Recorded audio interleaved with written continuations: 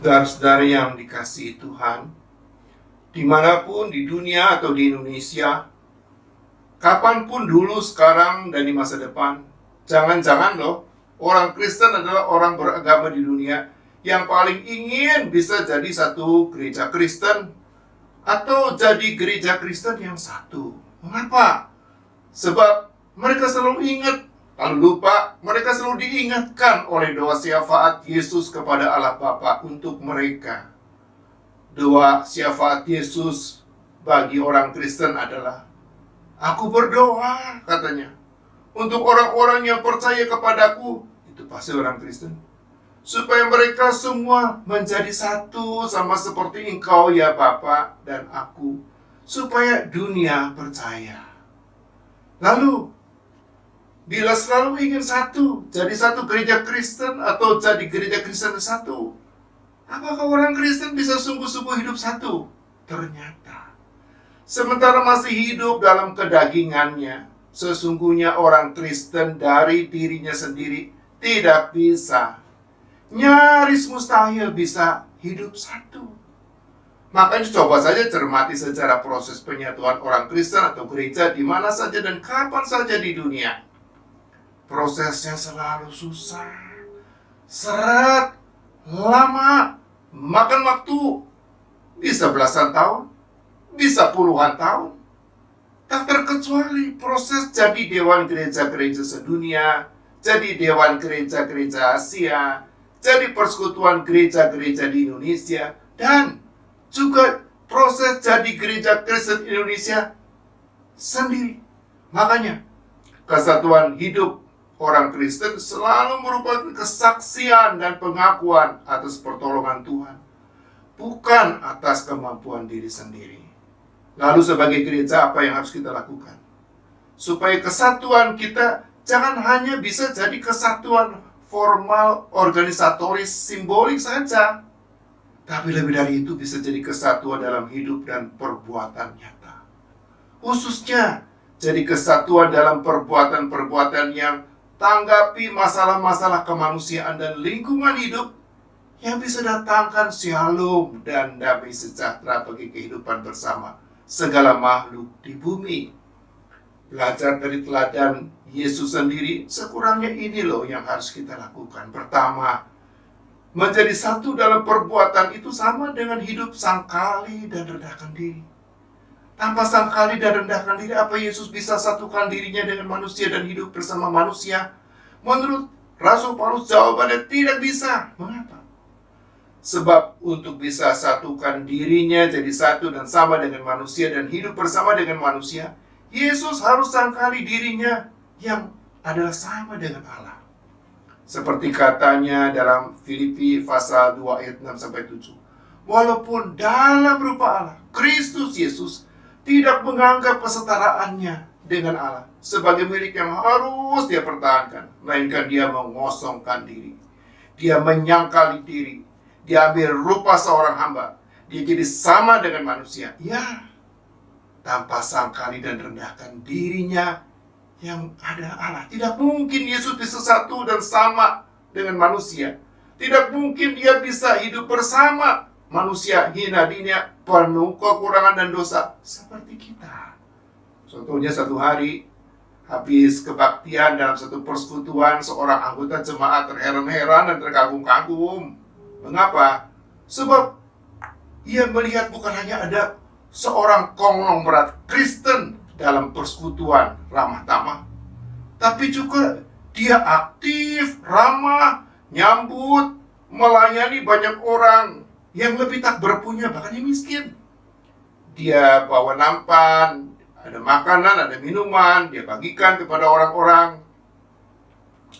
Anggota jemaat yang kenal dirinya sampai bilang, "Gila ya, sehari-hari di kantornya dia itu bukan hanya dilayani oleh semua orang, dia seperti singa, ditakutin banyak orang. Tapi di sini malah dia tunduk-tunduk kepala, melayani banyak orang, bawa nampan berisi makanan minuman, tanpa rasa malu sedikit pun. Ya, tanpa sangkali dan rendahkan diri sebagai konglomerat.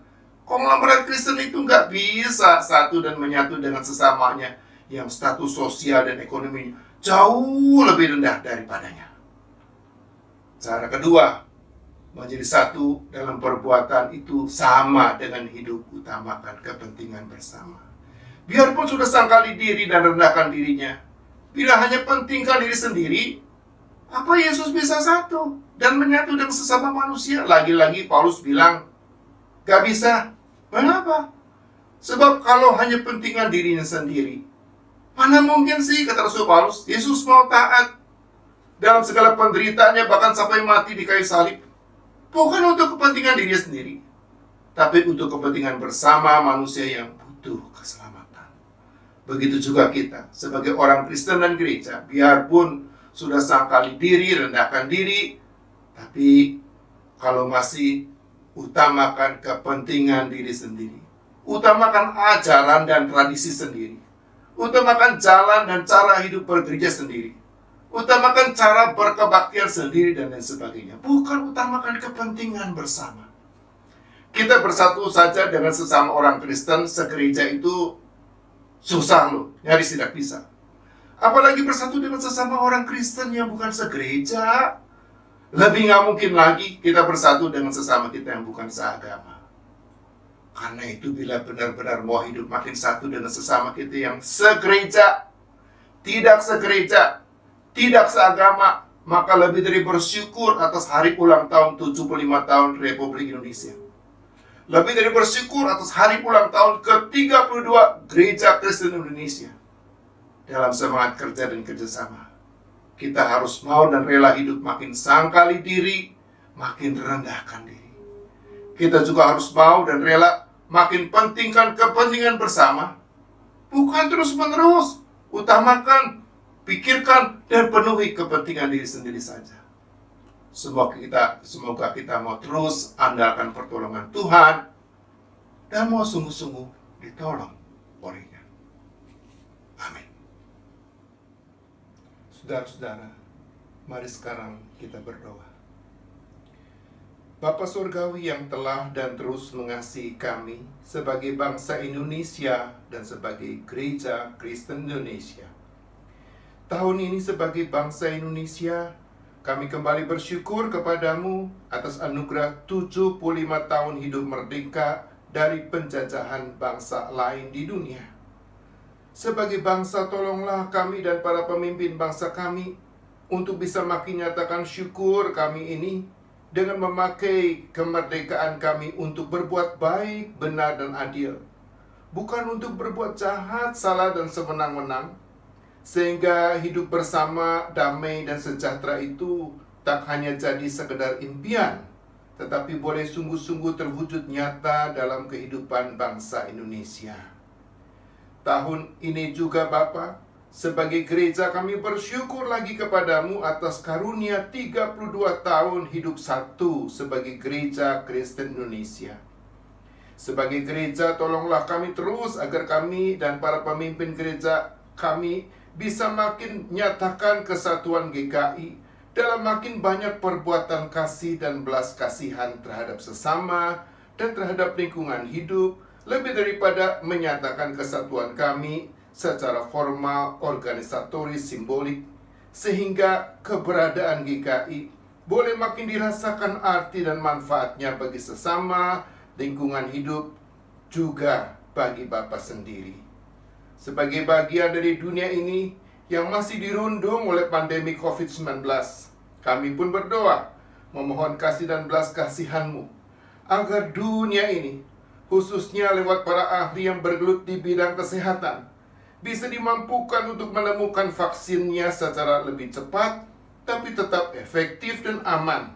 Dan sementara vaksin itu belum ditemukan, mampukan semua orang dan semua pihak di dunia untuk bisa bersabar dan biasakan hidup sehat yang jauhkan dirinya dan sesamanya dari tertular COVID-19.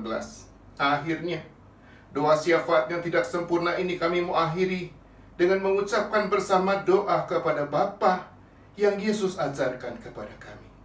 Bapa kami yang ada di sorga, dikuduskanlah namamu, datanglah kerajaanmu, jadilah kehendak-Mu di bumi seperti di surga. Berilah kepada kami makanan kami yang secukupnya pada hari ini, dan ampunilah kami dari segala kesalahan kami, seperti kami juga mengampuni orang yang bersalah kepada kami. Jangan membawa kami ke dalam pencobaan, tapi lepaskan kami dari segala yang jahat. Sebab Engkau yang punya kerajaan dan kekuasaan dan kemuliaan sampai selama-lamanya. Amin.